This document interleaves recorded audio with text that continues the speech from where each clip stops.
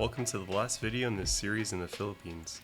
In this video we'll be checking out New Year's Eve in the Philippines and having a last meal with relatives before going back to Singapore.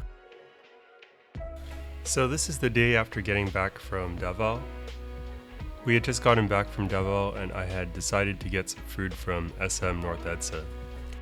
Here we're overlooking the SM North Edsa food court. There's also food options on this second floor. The bottom floor has all of the individual stalls. There were probably at least 40 to 50 stalls. There was a lot of choices here, both international and Filipino food. I found they had a lot of different regional varieties of Filipino food. Actually, what I learned is each region in the Philippines has either a special type of dish or a certain type of cuisine that they're known for. There was also an arcade and a kids' playpen in this area. You might have seen the time zone earlier. Interestingly, Time Zone is also in Singapore. It's a arcade chain here, but it's actually based out of Australia. To the left here is the stall that I chose to get my food at. It's called Cebu Fiesta, and I talk about it in the next clip here. So this is the butter chicken from Cebu Fiesta. So Cebu's a place in the middle of the Philippines famous for its beaches, and I think they also have some regional food as well. So I'm gonna go ahead and try this. It also comes, besides with the butter chicken, it also comes with some pancit and then some sisig, which is pretty common in Filipino food, and then some rice. And it also comes with a Coke. So I can't really eat pork, so I left most of the sisig and I decided to get this other meal, Japanese food here. It's a chicken teriyaki, around 250 pesos. I thought it was pretty good. Afterwards, I decided to head back to Grass Residence. This area is actually the badminton court, so I went here on my original visit 6 or 7 years ago, and it looked pretty much the same, except since last year actually they added a table tennis area. There's also an older gym here. The gym in the main pool area is definitely nicer, but this is nice to have a secondary option. So a warning in the next few clips, if you're sensitive to sound, there are some loud noises due to fireworks going off. You may want to skip ahead to around the 5-minute mark. So here's the first example of firework that's supposed to go up in the air. And here you see it launches successfully. Here's what happens when it doesn't launch successfully. So no one was hurt during this, and we were not the ones launching that particular firework.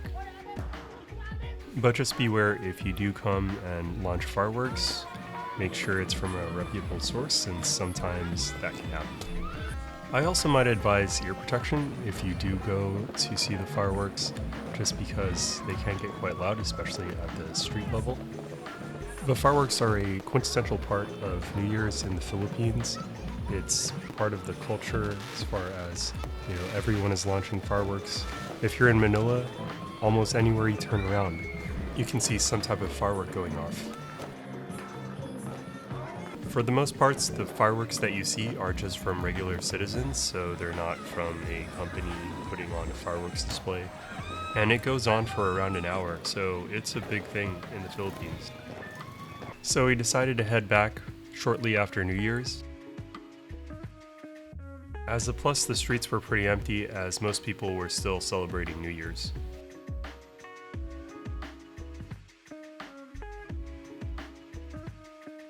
And the next day we were meeting my cousin, but before that I was picking up my girlfriend from the airport.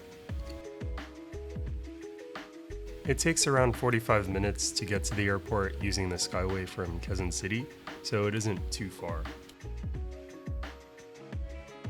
The airport was actually pretty quiet. It's just after New Year's, so a lot of people are still asleep.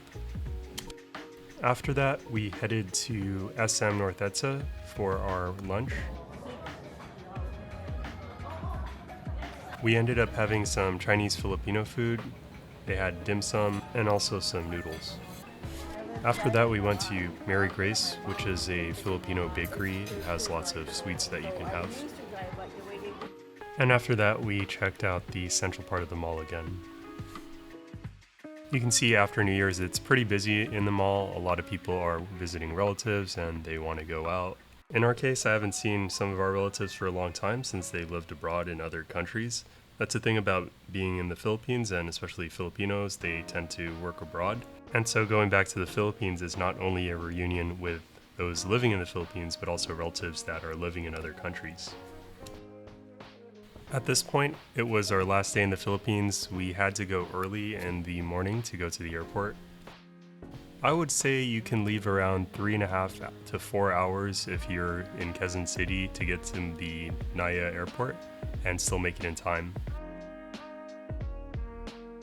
Our flight was with Philippine Airlines and we're going back to Singapore. It's only around a 3-hour and 40-ish minute flight.